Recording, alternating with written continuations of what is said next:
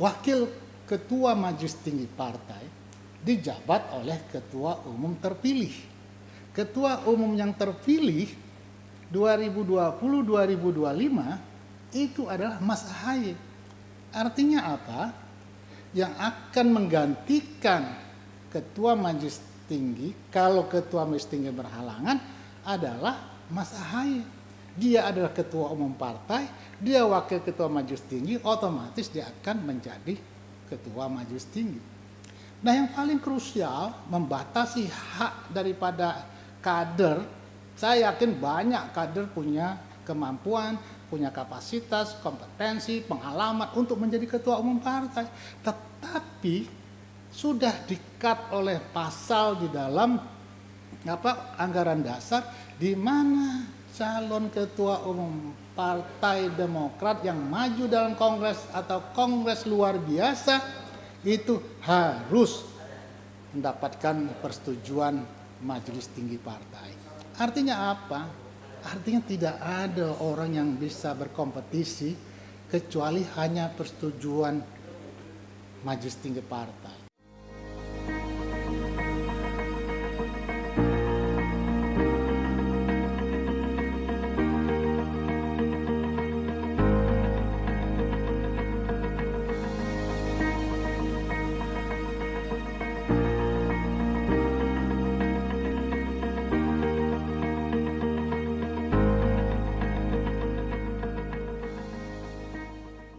Assalamualaikum warahmatullahi wabarakatuh. Para kader Partai Demokrat di seluruh wilayah Republik Indonesia yang saya banggakan dan yang saya cintai. Para pemirsa ataupun para pemerhati politik juga di seluruh wilayah Republik Indonesia yang saya hormati, perkenankan pada hari ini saya berbicara khusus dalam rekaman yang spesial untuk menjelaskan secara utuh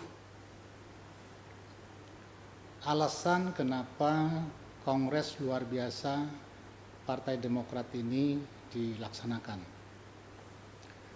Namun sebelumnya perkenankan saya untuk menyampaikan beberapa kalimat pembuka untuk menyesuaikan dengan isu-isu ataupun merespon isu-isu yang saat ini terus terang banyak sekali yang berkembang di luar itu tidak sesuai dengan kenyataannya.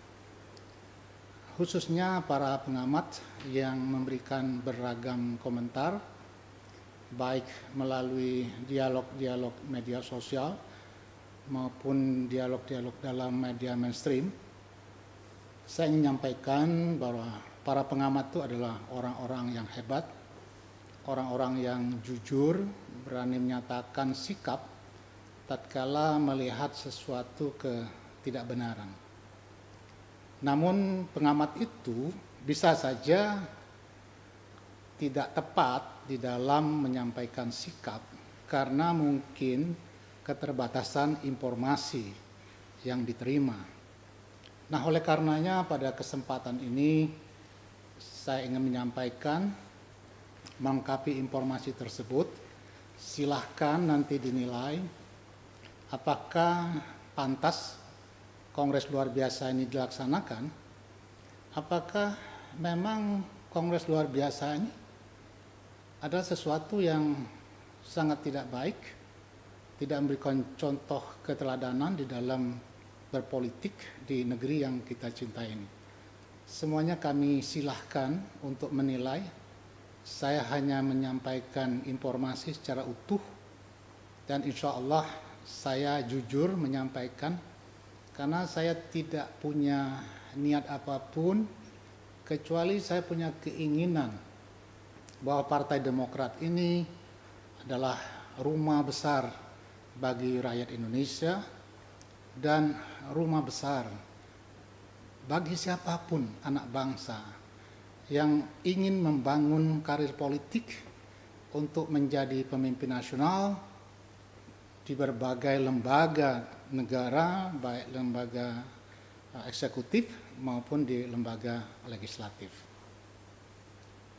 Sebelumnya saya ingin menjelaskan dulu posisi di mana ada kelompok penggagas, ada kelompok pendiri, dan ada kelompok yang membangun partai ini sejak dari nol sampai kemudian bisa mengusung SBY sebagai calon presiden pada tahun 2004 yang lalu, kemudian menang kembali pada tahun 2009, artinya Pak SBY telah memegang 2 kali kekuasaan melalui kendaraan Partai Demokrat. Nah, saya tidak suka ya kalau masing-masing kelompok ini saling menafikan. Manakala seorang penggagas menafikan pendiri, atau penggagas pendiri menafikan para pejuang, tidak akan ada sosok SBY menjadi presiden kalau tidak ada pejuang. Tidak ada pejuang kalau tidak ada kendaraan politik yang disiapkan oleh para pendiri. Dan tidak mungkin orang bisa mendirikan partai tanpa satu gagasan. Artinya kerjasama, kolaborasi daripada penggagas, pendiri, pejuang ini harusnya saling menghargai, saling menghormati, dan saling menjaga keberadaannya masing-masing, tidak harus dengan mencerca kelompok yang lain. Ini yang saya ingin sampaikan. Nah, pertama saya inginkan siapa sebetulnya penggagas dari Partai Demokrat ini. Dimulai dari kekalahan Pak SBY pada saat maju sebagai wakil presiden yang dikalahkan calon presiden yang lain, wakil presiden yang lain yaitu Hamzah Has. Beliau gagal maju karena memang tidak punya kendaraan politik. Nah, lalu timbullah gagasan dari beberapa orang yang ingin mengusung Pak SBY sebagai calon presiden di periode berikutnya.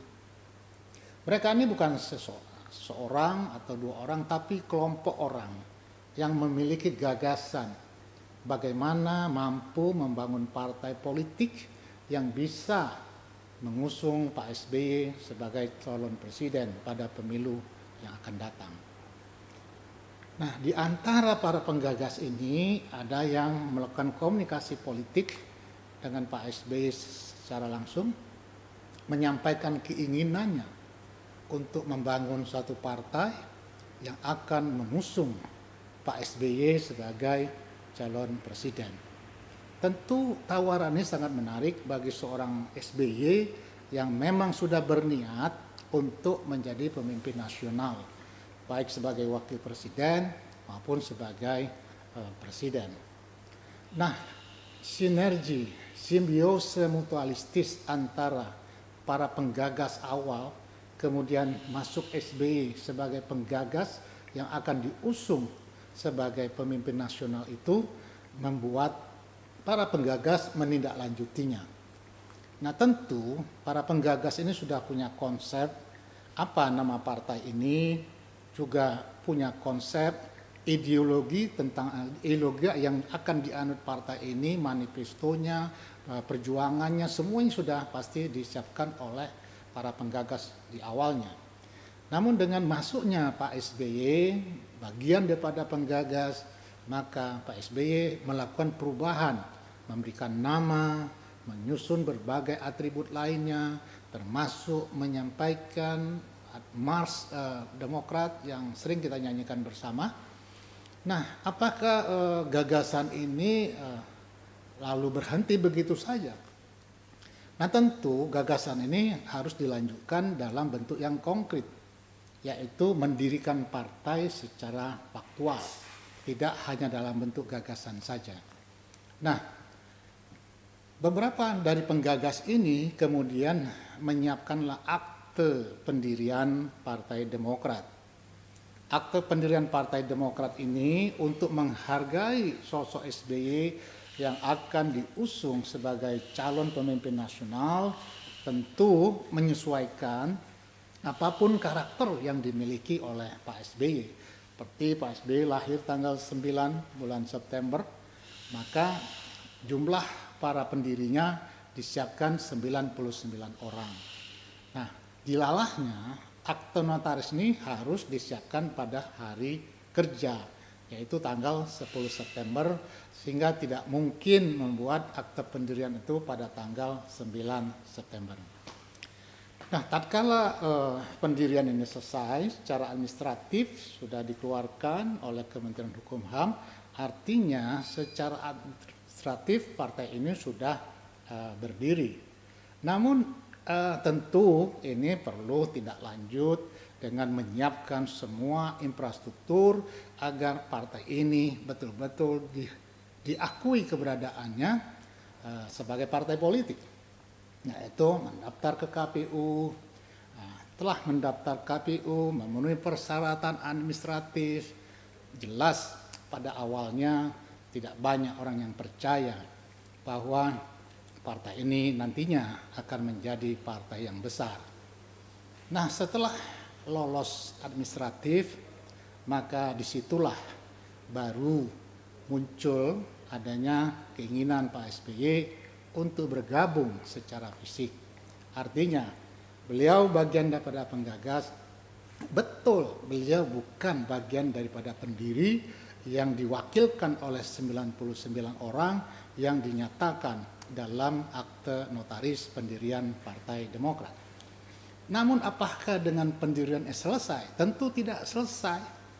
Dengan melibatkan banyak orang, para pejuang yang sejak awal berkomitmen untuk masuk ke dalam Partai Demokrat, mengusung Pak SBY sebagai calon presiden, tentu memiliki peran yang sentral juga.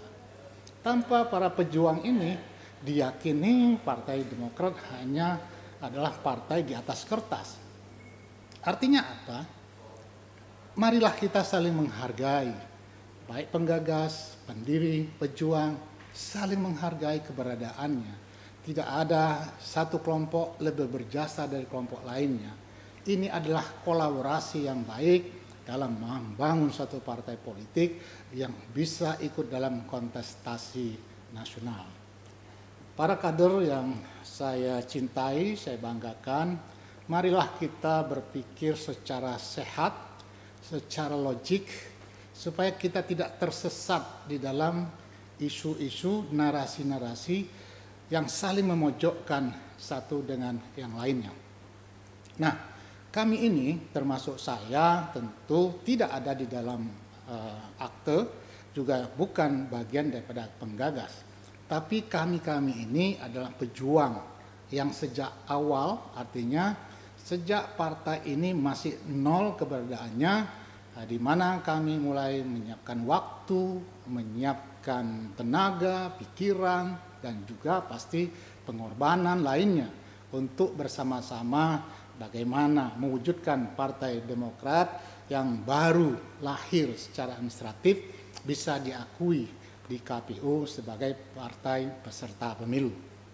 Nah, usaha-usaha inilah yang kita lakukan sehingga pada akhirnya Partai Demokrat lolos dalam verifikasi faktual menjadi salah satu peserta pemilu pada tahun 2004 yang lalu. Nah, di mana masuknya keluarga SBY? Tentu ada momen-momen tertentu. Pertama, masuknya Ibu Ani sebagai Wakil Ketua Umum mendampingi Pak Pence Rumangkang yang telah lebih dahulu masuk sebagai Wakil Ketua Umum, yaitu dilakukan di Hotel Ambara. Saya menyaksikan acara itu karena juga saya berada di sana, karena saya sudah bergabung di Partai Demokrat ini lebih awal, yaitu saat saya masih berada di daerah, dengan dimasukkannya saya sebagai Majelis Pertimbangan Daerah. Nah, masuknya Ibu Ani sebagai Wakil Ketua Umum menambah semangat para teman-teman untuk berjuang bersama Partai Demokrat dalam rangka mengusung Pak SBY sebagai calon presiden. Alhamdulillah, bagaimana yang saya sampaikan tadi, Partai Demokrat bisa ikut di dalam pemilu legislatif, perjuangan yang demikian besar karena harus mengalahkan incumbent. Beberapa kali rencana kampanye kita bisa digagalkan, tempatnya bisa dibatalkan, harus pindah tempat, beragam tantangan yang harus dihadapi oleh seluruh kader Partai Demokrat yang berjuang pada saat itu, dihadapi dengan kecerdasan, dengan semangat, dengan pantang menyerah. Alhamdulillah, Allah memberikan jalan, Partai Demokrat akhirnya mampu lolos dalam pemilu legislatif, menyampai angka lebih kurang 7,8%, di mana mendapatkan kursi DPR RI sebanyak 57 kursi. Di daerah-daerah tentu belum sebaik Dewan Perwakilan Rakyat Republik Indonesia, karena tidak semua daerah terbangun infrastruktur atau terbangun para kader yang ikut berjuang sejak awal. Ada beberapa daerah kita mendapat kursi tetapi kita tidak punya calon. Itulah kondisi pada saat itu. Nah, perjuangan Partai Demokrat tentu berlanjut pada pemilu 2009. Di mana 2009 kolaborasi partai dengan SBY sebagai presiden, kerja keras partai di dalam membangun jaringan, konsolidasi sampai ke anak ranting, membangun organisasi-organisasi sayap, dan kinerja-kinerja politik lainnya, sehingga dengan sinergisitas itu menghasilkan suatu hasil yang tentu tidak pernah diduga oleh setiap orang.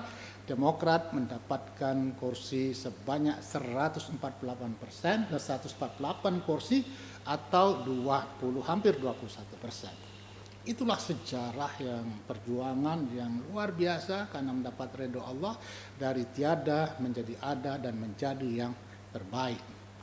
Nah, dilalahnya kita tidak siap menjadi partai besar. Beberapa kader kita terlibat dalam berbagai kasus, dan tentu ini membuat kekecewaan bagi seluruh rakyat Indonesia. Namun masih banyak kader-kader yang bersih, masih banyak kader-kader militan yang ingin berjuang membawa Partai Demokrat ini menjadi lebih baik lagi. Tetapi inilah kenyataannya, dan kenyataan ini kita harus hadapi. Bagaimana kemudian partai ini secara sistemik kemudian mengarah dari partai yang tadinya terbuka pelan-pelan menjadi partai tertutup. Perkenankan saya untuk menjelaskan dalam bentuk tayangan supaya kita dapat melihat bagaimana situasi Partai Demokrat pada posisi akhir-akhir ini, sehingga akhirnya kami memutuskan ini adalah jihad politik dengan mengorbankan seluruh nama baik dan sebagainya. Kami yakin bahwa apa yang kami lakukan adalah kebaikan untuk Partai Demokrat, kebaikan untuk para kader, dan tentu adalah pada akhirnya kebaikan untuk bangsa dan rakyat Indonesia. Manakala kepentingan negara yang hadir, maka yang kita korbankan adalah kepentingan partai. Manakala kepentingan partai yang hadir, maka kepentingan pribadi harus kita sisihkan. Inilah yang kami lakukan pada saat ini. Kami korbankan semua kepentingan kami, hanya satu keinginan kami, agar partai ini kembali kepada marwahnya. Baik, saya akan menjelaskan secara sederhana, mudah-mudahan ini cukup dipahami oleh seluruh kader, supaya kader berpikir yang lebih rasional. Kita tidak boleh berjuang untuk seseorang, tapi kita harus berjuang untuk partai. Tidak mementingkan orang, tetapi kita mementingkan partai. Nah, bagaimana partai ini dikelola 10 tahun terakhir, saya akan jelaskan dalam tayangan berikut ini. Berikut ini adalah tayangan yang memang saya susun untuk menjelaskan kenapa dilaksanakan KLB, dan yang kedua, kenapa harus Muldoko. Mudah-mudahan ini bisa menjawab keinginan tahu daripada teman-teman. Janganlah kita menuduh kanan kiri, tapi cobalah kita berpikir dengan sehat. Ini tidak ada kebencian sedikit pun kita kepada satu kelompok. Kita menghormati semuanya, kita ingin bersatu, kita ingin bersama, kita ingin membesarkan partai ini. Kita ingin partai ini menjadi rumah besar bagi seluruh Indonesia. Judul yang saya buat dalam papar ini, Kongres Luar Biasa Partai Demokrat, Simbiose Mutualistis. Simbiose itu ada bergabungnya kepentingan, tetapi dua-duanya win-win untuk mencapai kemenangan pemilu Partai Demokrat tahun 2024. Ada beberapa alasan. Alasan ini saya coba rangkum dari informasi yang saya dapatkan, baik kader yang berada di bawah maupun yang ada di DPP maupun yang kita dengar dari isu-isu yang berkembang di luar. Pertama, kenapa harus KLB? Pertimbangan pertama itu kita dapat meyakini bahwa Partai Demokrat ini sudah dikudeta secara sistemik. Itu yang pertama. Yang kedua, partai ini yang tadinya terbuka, siapapun dapat bergabung, kita tahu di mana terbukanya. Ada seseorang yang ingin bergabung di Partai Demokrat, mau mencalonkan sebagai gubernur, kemudian berkomitmen untuk membesarkan partai. Karena kita belum punya kader yang cukup. Karena kita belum melakukan kaderisasi. Maka partai ini harus buka seluas-luasnya kepada orang-orang yang hebat. Maka bergabunglah banyak tokoh-tokoh daerah. Dan itulah sebenarnya yang memenangkan Partai Demokrat pada tahun 2009. Nah, kenyataannya partai ini lalu menjadi partai dinasti. Sebetulnya kami tidak mempersoalkan pada saat Mas Haye maju sebagai calon gubernur DKI Jakarta. Beliau baru pensiun dini dari Tentara Nasional Republik Indonesia. Nah, kalau kita bicara kaderisasi tentu nggak baik. Baru keluar, langsung masuk di Demokrat, langsung dicalonkan sebagai gubernur. Tapi itulah karakter kita, partai terbuka. Kita menampung orang-orang hebat untuk bersama-sama membesarkan partai ini. Kita tidak mempersoalkan pada saat ini, pada saat itu. Nah, makanya saya bilang partai ini kemudian menjadi partai dinasti. Nah, apa yang terjadi kemudian begitu dia menjadi partai dinasti, di dalam internal partai sudah sulit untuk dipraktekkan ditegakkan nilai-nilai demokrasi. Artinya partai ini sudah menjadi partai dengan owner tertentu, sehingga apapun kata owner, ya itu harus dilaksanakan oleh semua kader, siapapun juga. Nah, yang paling miris sekali, ini yang terakhir kita temukan di dalam anggaran dasar tahun 2020, di mana sejarah berdirinya partai ini diabaikan. Nah, sekali lagi saya nyampaikan, marilah kita saling menghargai. Ada penggagas, ada pendiri, dan ada pejuang. Tiga ini berkolaborasi. Nah, di dalam pembukaan anggaran dasar Partai Demokrat, di sana dinyatakan bahwa tidak ada pendiri. Semuanya ada nama Pak SBY, sebelumnya tidak ada tercantum dalam nama SBY di dalam anggaran, dalam akte pendirian, lalu di anggaran dasar pembukaannya dicantumkan nama SBY dengan menafikan 99 orang yang tercatat di dalam akte pendirian. Inilah saya bilang tadi tidak menghormati kader-kader ataupun orang-orang yang telah mendirikan partai ini, apalagi para pejuangnya. Nah, lalu yang ketiga, merubah. Tadi saya bilang yang keempat, merubah sejarah partai dari akte pendirian. tadi ada para pendiri, kemudian dinafikan, muncullah hanya 2 orang yang kelihatan di sana, Pak Pence Lumangkang dan Bapak SBY. Nah, yang kemudian yang paling menyedihkan adalah terjadinya mahar-mahar politik yang dikenakan kepada kader partai. Ini luar biasa memprihatinkan. Kader yang telah memenangkan kontestasi di daerahnya, mendapat kursi yang banyak, bukannya diberi penghargaan, tetapi manakala kader tersebut, ketua partai di daerah tersebut untuk menjadi pimpinan dewan di wilayahnya, itu juga dikenakan pungutan.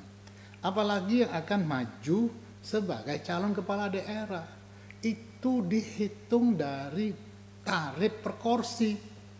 Jadi kalau semakin banyak kursi yang didapatkan, semakin besar setoran yang harus disampaikan kepada Dewan Pimpinan Pusat. Loh, itu kan hasil kerja mereka. Kenapa hasil kerja mereka justru DPP mengambil hak yang bukan haknya, mengambil yang bukan haknya maksud kami. Nah, itu yang membuat keprihatinan kami. Karena apa? Perjuangan ke depan itu tentu akan dilakukan para kader yang ada di grassroots ini. Kalau seluruh potensi, seluruh energi disedot ke DPP, maka pelan-pelan partai ini akan mengalami kelumpuhannya. Apalagi ada pungutan yang resmi dibuatkan dalam peraturan organisasi. Ini resmi dibuatkan dalam peraturan organisasi bahwa kepanjangan tangan partai itu ada di praksi dan ada kewajiban praksi untuk menyetor ke partai. Nah, setoran ke partai itu ada haknya Dewan Pimpinan Pusat. Ini terus terang tidak lazim dan tidak pas. Seharusnya dana praksi yang diberikan kepada partai, artinya ini adalah hak partai pada tingkatannya. Kalau dia di kabupaten kota untuk kabupaten kota, kalau dia provinsi untuk provinsi, kalau dia DPR RI itulah yang untuk DPP. Apapun alasannya itu menurut saya tidak pas. Oh, kita mau bikin kantor, coba saja berapa mahar politik. Tidak hanya dari kader, mahar politik dari calon-calon non kader, coba saja dihitung, dibuat pertanggungjawabannya. Apakah pembelian kantor yang sekarang memang sudah relevan dengan jumlah uang yang dikumpulkan? Ini juga harus kita pertanggungjawabkan sebagai bentuk akuntabilitas publik partai politik untuk menjelaskan bahwa Partai Demokrat adalah partai yang anti korupsi. Tapi kenyataannya itu tidak dilakukan. Nah, dampaknya kalau uang-uang halal ini harus disetorkan ke pusat, lalu daerah berjuang dengan dana dari mana? Akhirnya apa yang terjadi? Para kader di daerah menghalalkan yang tidak seharusnya, harusnya dihalalkan. Inilah yang membuat kader-kader yang terkait dengan kasus-kasus korupsi memprihatinkan sekali. Padahal Partai Demokrat mengusung partai yang bersih, artinya partai yang anti korupsi. Kita sudah terjebak sekali pada tahun 2011-2012, di mana banyak kader kita yang terlibat ataupun tersandung dengan kasus-kasus korupsi. Dengan dilakukannya hal seperti ini, saya mengkhawatirkan bahwa pusat-pusat korupsi bukan hanya di pusat, tapi nanti di setiap kabupaten kota, setiap provinsi. Karena apa? Energi yang mereka perlukan untuk perjuangan partai ke depan harus dikirim ke Dewan Pimpinan Pusat. Nah, ini terus terang prihatin sekali. Ya. Saya yakin dampaknya pasti partai ini tidak akan dipercaya oleh rakyat. Andai kata ini akan muncul tertangkapnya kader-kader Demokrat dalam kasus-kasus yang tentu itu kita tidak inginkan.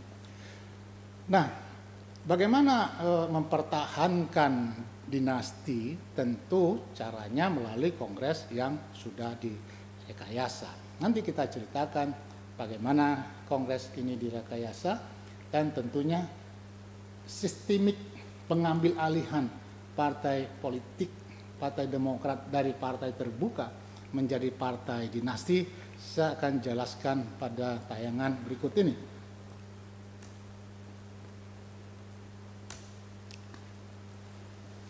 Ini tayangan yang saya sengaja rangkum. Pertama, pada Kongres 2010.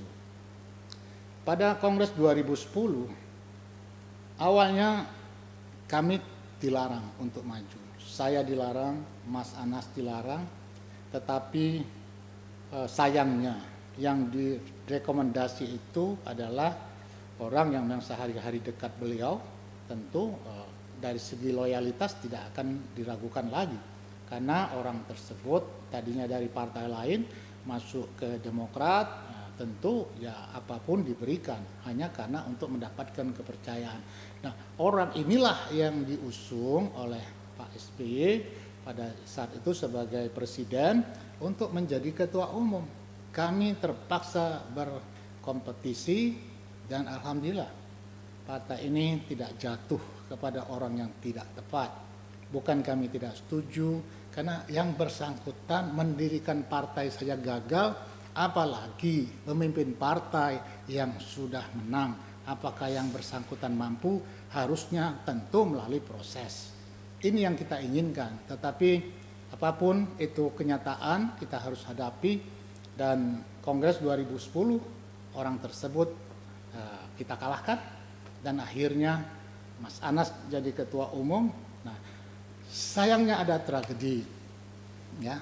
Ini yang memprihatinkan kita. Mudah-mudahan kasus-kasus seperti ini tidak terjadi lagi di masa depan. Namun dengan pungutan-pungutan yang saya sampaikan tadi, saya justru mengkhawatirkan bukan hanya di DPP, tapi bisa-bisa kader-kader di daerah melakukan hal yang sama karena energi yang habis ditarik ke Dewan Pimpinan Pusat Partai Demokrat.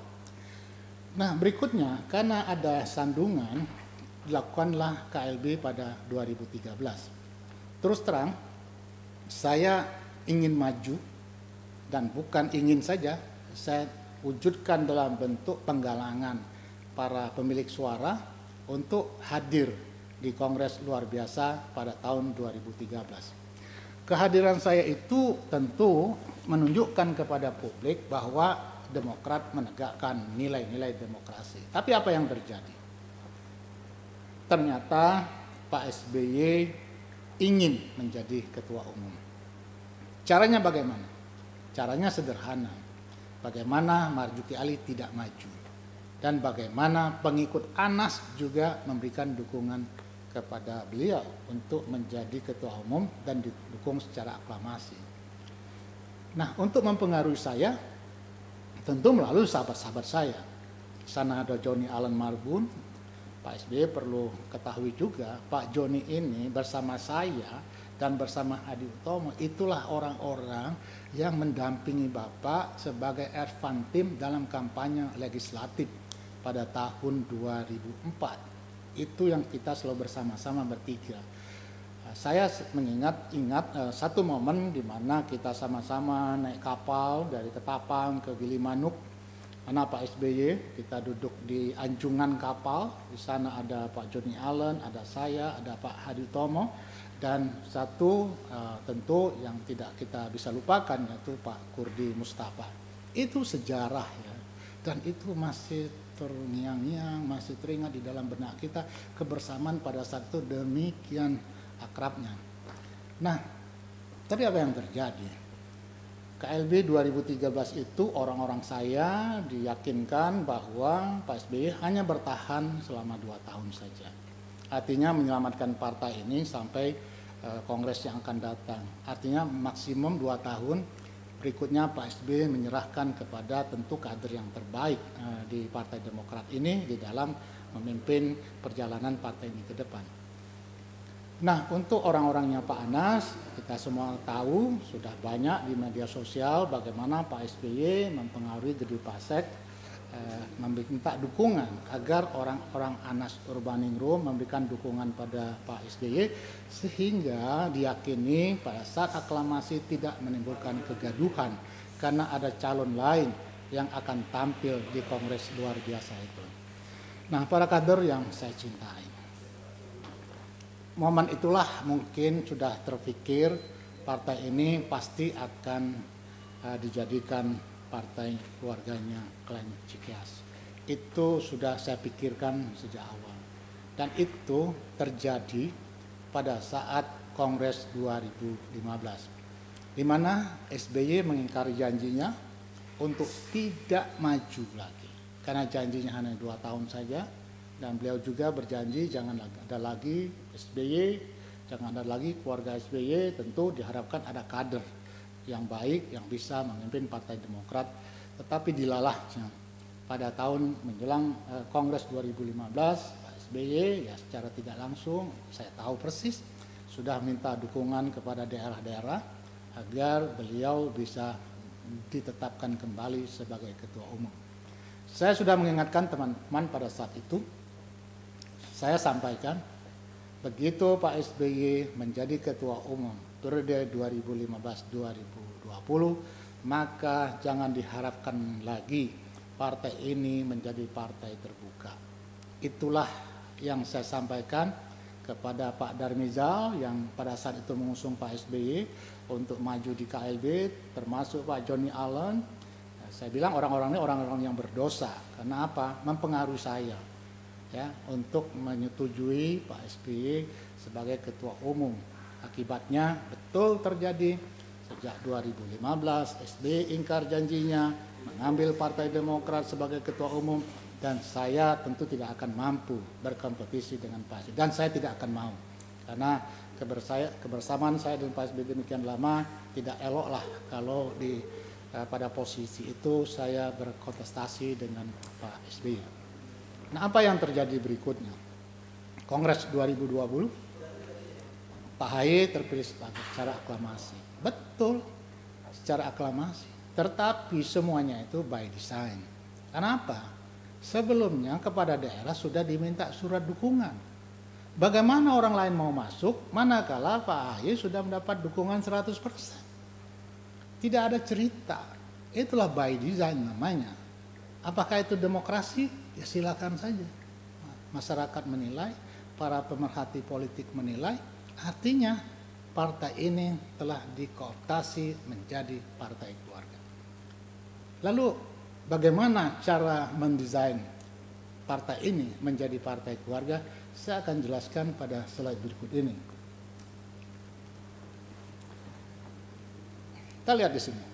Partai terbuka menjadi partai dinasti, kemudian membunuh demokrasi di internal partai. Artinya katanya ada demokrasi, tapi kalau melihat pasal-pasal di dalam anggaran dasar anggaran rumah tangga yang telah dibuat sedemikian rupa, rasanya tidak mungkin ada demokrasi.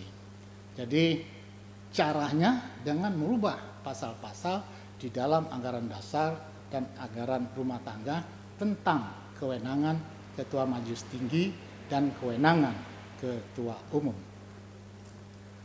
Kita lihat majelis tinggi partai. Ketua majelis tinggi partai masa bakti 2020-2025 dijabat oleh ketua umum Partai Demokrat masa bakti 2015-2020.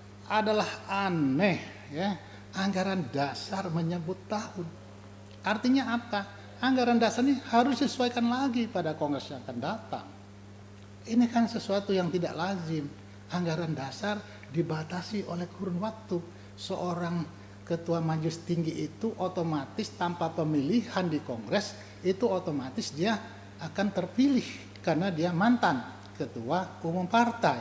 Di mana letak demokrasinya? Padahal demokrasi itu harus menghargai sesuai dengan undang-undang partai politik bahwa kongres partai adalah lembaga tertinggi di dalam mengambil keputusan yang harus diikuti oleh aturan-aturan di bawahnya.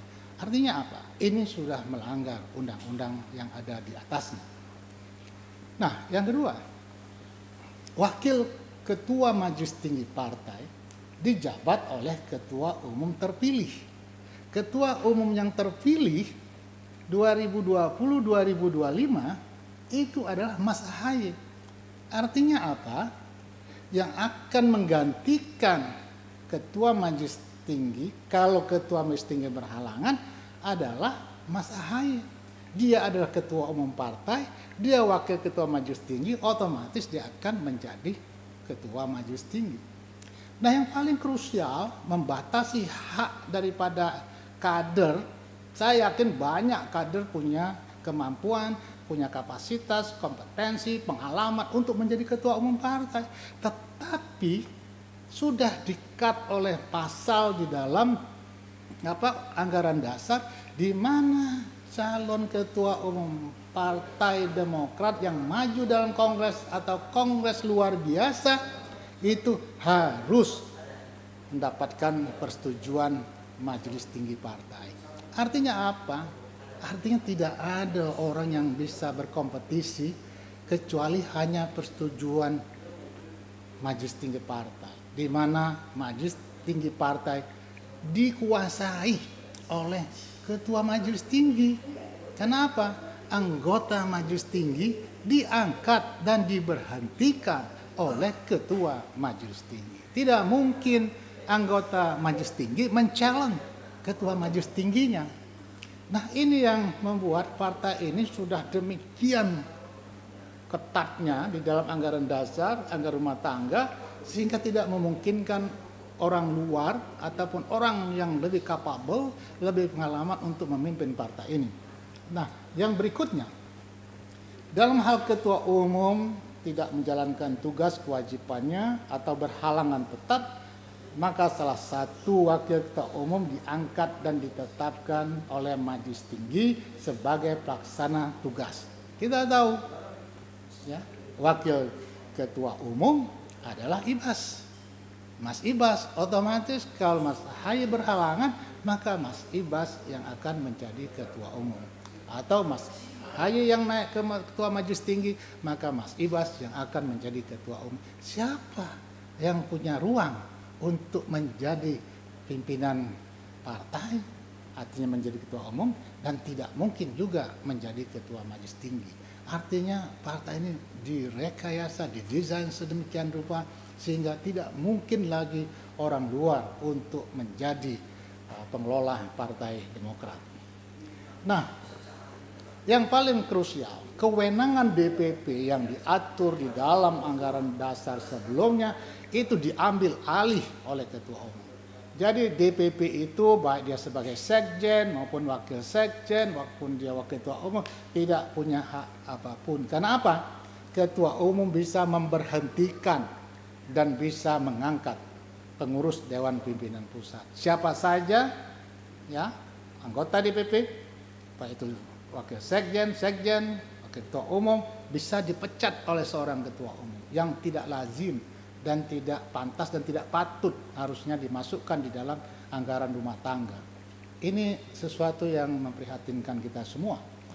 Nah, yang kedua, kewenangan daerah pun juga dicabut.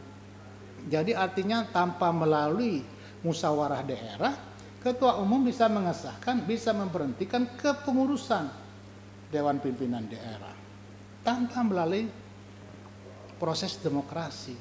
Demikian juga tingkat cabang tidak punya kewenangan apapun. Saudara-saudara sekalian, para kader Partai Demokrat, apakah Anda ikut mengesahkan ini? Itu pertanyaan saya. Apakah Anda ikut mengesahkan anggaran dasar, anggaran batang yang mengamputasi kewenangan saudara, yang mengamputasi hak-hak demokrasi saudara? Ini pertanyaan yang jujur saya sampaikan. Andai kata kita semua berpikir rasional, andai kata kita semua berpikir sehat, tidak mungkin kita mengesahkan sesuatu yang mematikan hak-hak demokrasi kita. Artinya apa? Itulah yang dituduhkan, itulah yang terjadi. Perubahan anggaran dasar ini tidak dibicarakan di arena kongres. Perubahan anggaran dasar dilakukan di luar arena kongres. Sehingga sangat mudah sekali membuat pasal-pasal yang mengamputasi semua hak-hak daripada para pimpinan, mulai dari DPP sampai ke tingkat yang paling bawah. Pertanyaan saya sangat sederhana. Kalau memang Anda ikut mengesahkan itu, saya termasuk orang yang paling sedih, saya termasuk orang yang paling prihatin. Artinya Anda telah mematikan perwujudan nilai-nilai demokrasi di internal Partai Demokrat. Saudara sekalian yang saya cintai, ini yang juga menurut saya tidak menghormati para pendiri, sebagaimana yang dinyatakan di dalam akte pendirian. Merubah pembukaan anggaran dasar Partai Demokrat tidak sesuai dengan akte pendirian. Sebetulnya tidak masalah mau merubah kalau ada fakta-fakta di mana pendiri ini memang bodong, tapi dibuktikan dengan proses pengadilan. Tidak serta-merta dengan alasan Kongres itu adalah lembaga tertinggi di partai, bisa memutuskan apa saja, artinya sejarah pun bisa dirubah karena alasan Kongres. Tidak bisa. Sejarah itu tertulis dan dinyatakan dalam akte resmi. Kalau sejarah itu kita putar balikkan, kira-kira ke depan bangsa ini akan jadi apa? Sejarah tidak dihargai. Ingat pesan Bung Karno, jas merah, jangan lupakan sejarah. Bangsa yang besar adalah bangsa yang menghormati para pendahulunya. Bangsa yang besar, bangsa yang mengerti dan paham tentang sejarah. Ini sejarah mau dihilangkan. Ini sesuatu yang menurut saya sangat memprihatinkan. Saya terus terang saja, saya tidak sampai hati untuk menyampaikan ini. Tapi inilah jihad politik saya. Tidak ada niat saya pun untuk berseberangan dengan Pak SBY. Saya ingin hanya meluruskan ini. Hak-hak kader, hak-hak orang-orang yang bergabung di dalam partai ini, berjuang di partai ini. Mereka harus kan mendapatkan hak apa yang mereka kerjakan, itulah hak mereka. Seorang ketua partai di daerah memenangkan partai, hak dia untuk menduduki kursi pimpinan dewan. Karena dia yang memenangkan partai di daerah. Seorang ketua umum partai punya hak untuk duduk di kursi pimpinan lembaga tinggi negara. Karena apa? Hak dia sebagai pimpinan partai.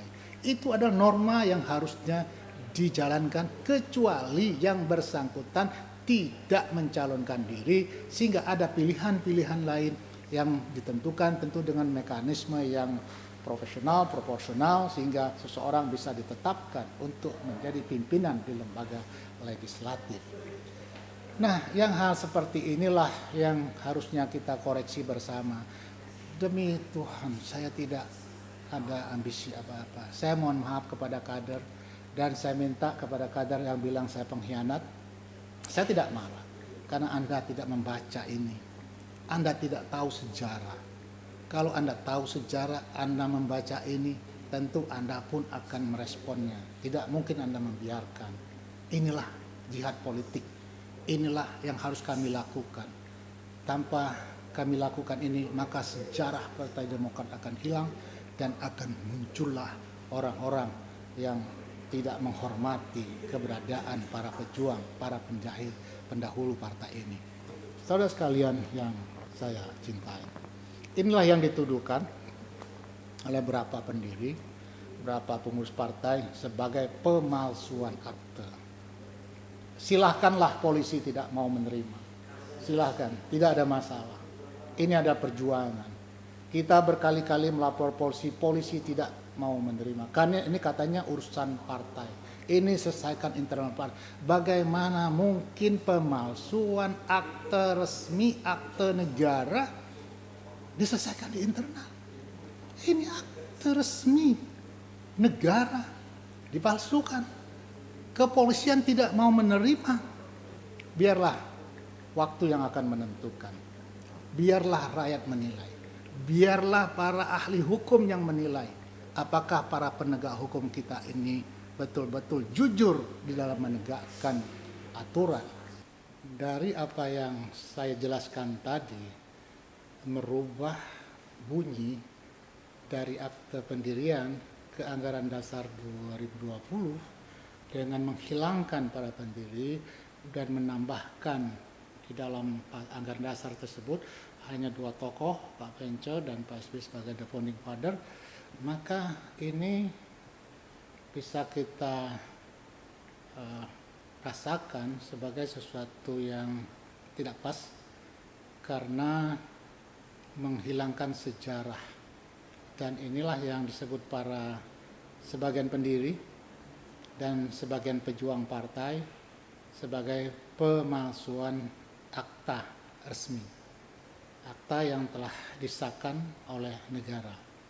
Nah, kita tahu beberapa kader tersebut menyampaikan laporan kepada polisi, ke Baris Krim, tapi dilalahnya sampai saat ini masih terjadi debatable, menyatakan bahwa ini urusan partai.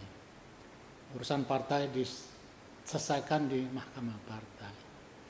Di dalam mahkamah partai, di dalam undang-undang partai tidak ada mengatur tentang pidana. Pemalsuan akta resmi ini hanya diatur dalam kitab undang-undang hukum pidana. Oleh karenanya, maka teman-teman melaporkannya sebagai tindak pidana. Nah, tetapi oke lah, kita akan saksikan apakah betul-betul penegakan hukum ini berjalan.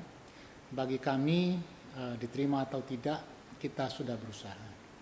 Ada hadis yang menyampaikan kalau kita melihat suatu kemungkaran, pertama, seorang yang punya iman yang kuat, dia akan melawan dengan tangannya.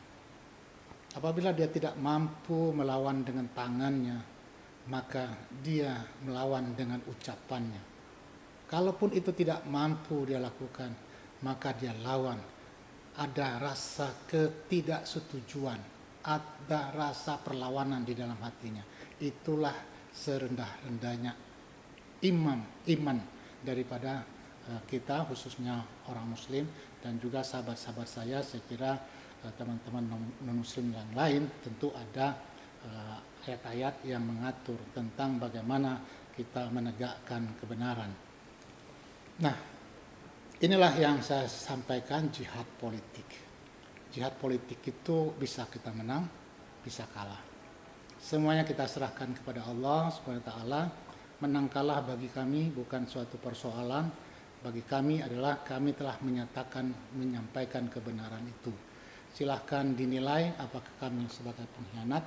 Kalau kami punya cita-cita pribadi mengambil partai ini untuk tujuan pribadi, maka kami adalah betul-betul pengkhianat. Tapi apa yang kami lakukan adalah untuk mengembalikan hak daripada para kaders, para pimpinan partai di seluruh wilayah Republik Indonesia. Para kader yang saya hormati, yang terakhir saya ingin menyampaikan, adanya mahar politik kepada kader, adanya pungutan-pungutan rutin kepada daerah melalui praksi partai lalu ke Jakarta, partai pasti akan melahirkan kader-kader yang koruptor. Jadi akan melahirkan koruptor-koruptor baru. Kenapa? Tidak mungkin gaji anggota dewan mampu menutupi keperluan perjuangan di daerah. Kontestasi yang sebenarnya itu berada di akar rumput. Kontestasi yang sebenarnya itu dilakukan oleh para pejuang yang berada di akar rumput. Para ketua-ketua DPC, semua pengurusan DPC adalah orang-orang yang paling berjasa di dalam kontestasi. Harusnya energi itu yang ditambahkan kepada daerah. Orang pusatlah yang harusnya memberikan energi itu kepada daerah agar membangkitkan semangat, meningkatkan motivasi untuk memenangkan partai pada kontestasi yang akan datang. Tetapi manakala energi ini disebut ke atas, ketidakmampuan dan semakin lama semakin lemah, tentu ada usaha lain untuk menutupi. Itulah biang keladi akan munculnya koruptor-koruptor baru. Dan kami sebetulnya ingin merubah ini dalam kongres yang berjalan secara reguler. Tapi bagaimana sejak awal saya sampaikan, tidak mungkin kami dapat lakukan. Karena kongres yang telah didesain sedemikian rupa, calon itu sudah diminta dukungannya tertulis kepada semua yang milik suara, tidak ada satupun yang lolos. Artinya seorang calon yang diunggulkan oleh Ketua Majelis Tinggi diyakini dia akan mendapatkan dukungan 100%. Inilah demokrasi yang diperjuangkan oleh tokoh-tokoh demokrasi, sip demokrat, sip demokrasi. Namun demokrasi itu demokrasi ala Cikeas. Jadi bukan demokrasi Indonesia. Di sana ada tim pembela demokrasi, tapi di sini tim pembela demokrasi Indonesia. Saudara sekalian yang saya cintai, berikutnya saya ingin jelaskan kenapa harus Muldoko. Ini memang menjadi persoalan yang krusial. Terus terang, kalau pemerintahan ini ikut campur, tidak mungkin kepolisian berani menolak laporan yang disampaikan oleh para pejuang-pejuang partai ini. Tidak akan pernah berani kalau memang kekuasaan itu mengintervensi. Artinya apa yang terjadi dan kita saksikan saat ini? Tidak ada kemampuan kita untuk melaporkan kasus ini ke polisi. Artinya apa? Kekuasaan tidak ada sama sekali ikut berperan di dalam kontestasi ini, di dalam persoalan Kongres luar biasa ini. Nah, sekali lagi saya sampaikan, Muldoko adalah seorang pribadi. Pada tahun 2003-2014 kita punya figur, seorang SBY. Figur ini telah mengangkat Partai Demokrat, sehingga sinergisitas, kolaborasi, simbiosis mutualistis, Pak SBY menang, Partai Demokrat terangkat karena kita punya figur. Lalu bagaimana 2014? Kita tidak menyelesaikan konvensi Capres dengan baik. Kita stop di tengah jalan, apapun alasannya itu tidak bisa diterima dengan akal. Oh, katanya persentasinya tidak mampu bersaing. Bagaimana persentasi keterpilihan itu meningkat kalau jumlah calonnya demikian banyak? Kenapa tidak dikerucutkan? Dari 9 menjadi 3, dari 3 kemudian dikerucutkan menjadi 1 orang. Saya yakin kalau waktu itu dikerucutkan, angka 20-20% pasti akan tercapai.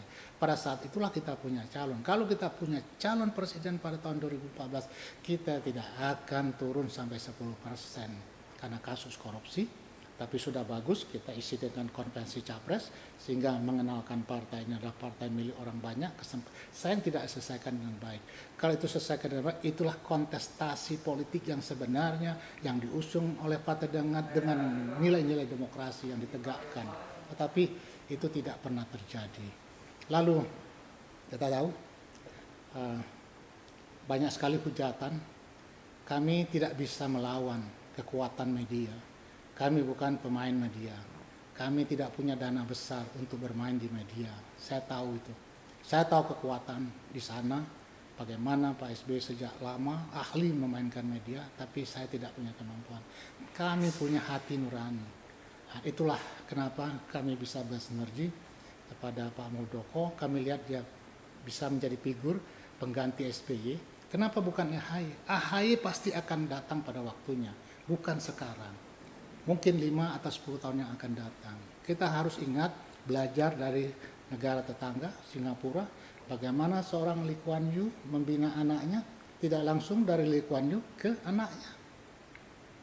Tentu dia menyadari anaknya belum matang, anaknya belum cukup pengalaman untuk memimpin negara kecil Malaysia dan negara kecil Singapura, apalagi kita negara besar.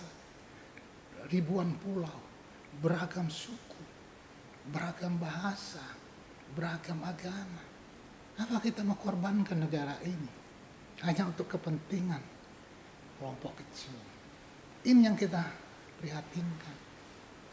Nah, marilah kita berbuka diri, kasih kesempatan figur lain. Andai kata tidak Muldoko, tidak ada masalah bagi kami. Ada figur lain yang kita bisa jadikan untuk calon kita di kontestasi yang akan datang. AHY, Mas AHY tentu akan mengisi ruang-ruang yang kosong, menjadi menteri, menjadi menko.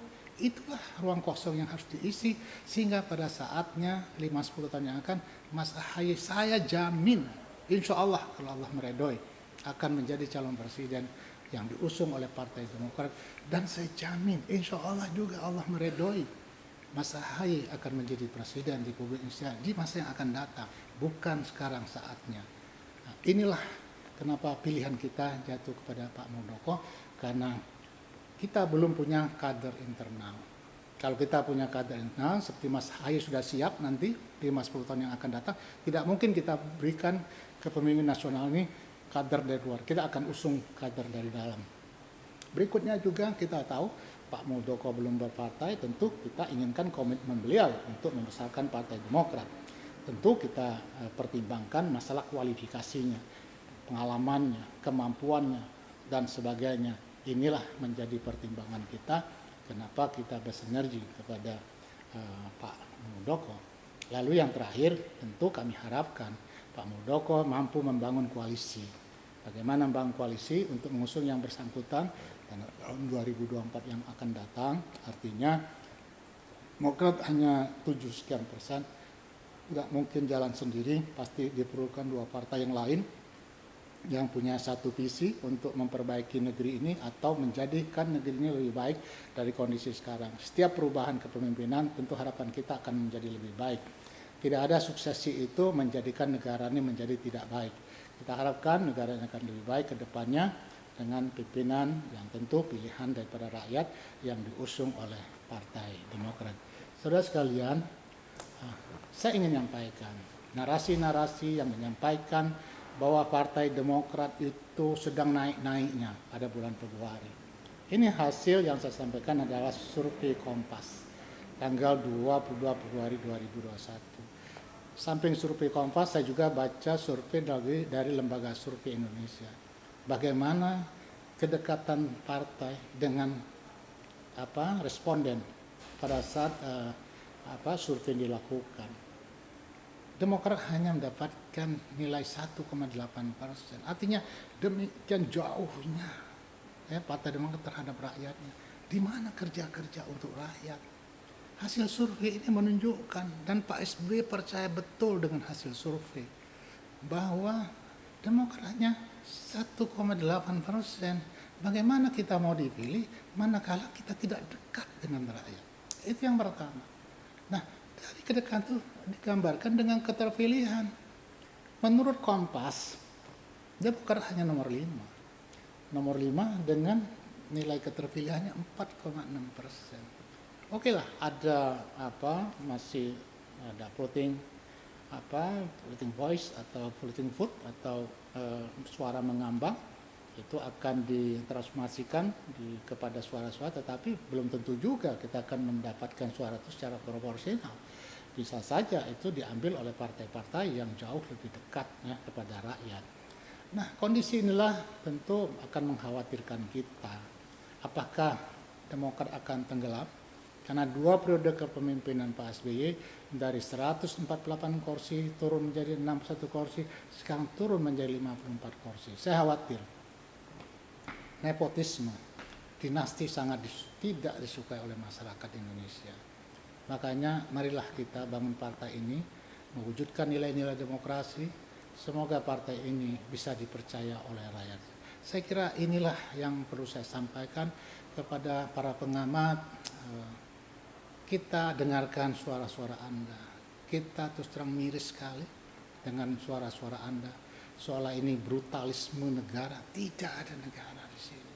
Ini adalah kami Partai Demokrat ingin menyelamatkan partai ini. Jangan Anda tuduh kanan kiri. Tidak ada kaitan dengan negara. Contohnya apa?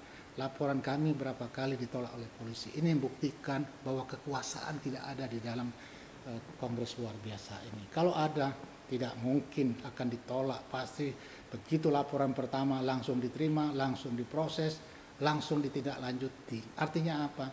Kita betul-betul berjalan sendiri. Sekali lagi saya sampaikan, menang dan kalah itu adalah urusan Allah. Tugas kita adalah berusaha. Kami berusaha menuju cita-cita yang baik dengan niat yang baik, melakukan hal yang baik.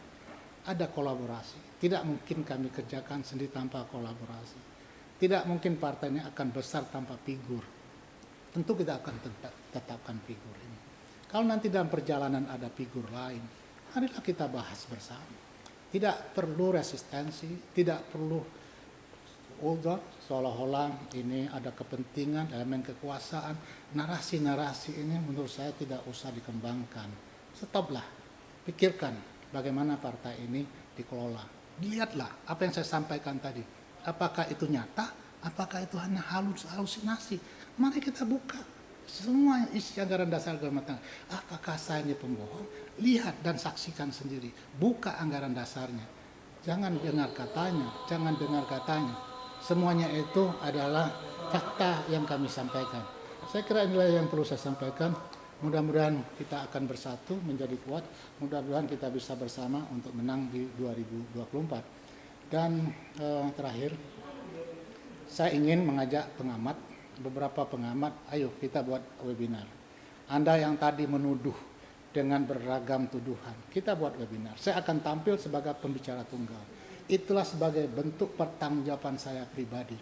Saya yang dari awal di partai ini, bagaimana kita bersusah payah membesarkan partai ini, bagaimana di awalnya saya membangun sistem di partai ini, kemudian sistem itu hilang begitu saja, karena apa? Partai dipimpin secara otoriter, tidak ada sistem di dalamnya.